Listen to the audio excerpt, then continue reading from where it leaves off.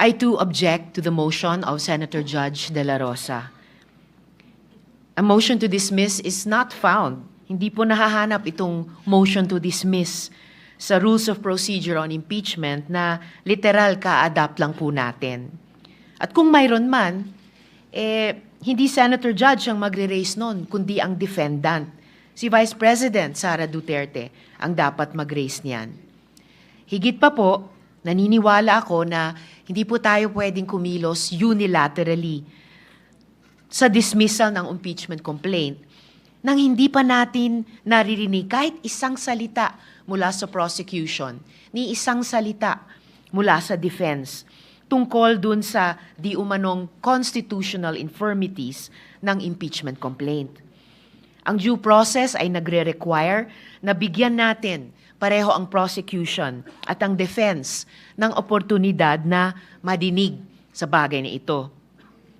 Ang landmark Philippine Supreme Court case, ang Tibay versus Court of Industrial Relations, GR number L46496, February 27, 1940, ay inisa-isa yung mga essential elements o tinawag nitong cardinal primary rights ng due process, partikular sa mga administrative o quasi-judicial proceedings.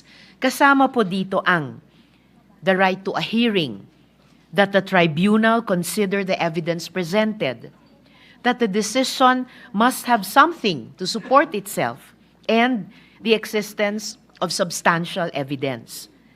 The decision must be based on the evidence adduced at the hearing at wala pong panlabas o hindi totoong mga bagay-bagay ay dapat mag-impluwensya sa outcome doon. Ang pinaka-basic tenet ng due process ay yung karapatang marinig. Kung yung mga parties nga po ay hindi nabigyan ng oportunidad lumahok sa proceedings, itong impeachment court ay magiging vulnerable sa isang atake na nilabag natin ang due process.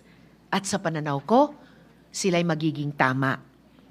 Ang rekomendasyon ko po ay bago magdesisyon ang body na ito sa usaping ito, i-notify po muna natin ang prosecution at ang defense tungkol sa motion ni Senator Judge De La Rosa at bigyan sila ng sapat na panahon magsumite ng kanilang comments sa bagay na ito. Gusto ko rin pong gawing of record, Mr. Presiding Officer, na batay sa pagkaintindi ko, yung alleged infirmities ng articles of impeachment ay kwinestyon sa harap ng Korte Suprema. Nasa Korte Suprema na po ang usaping ito. At wala naman pong TRO na ibinaba ang Korte Suprema.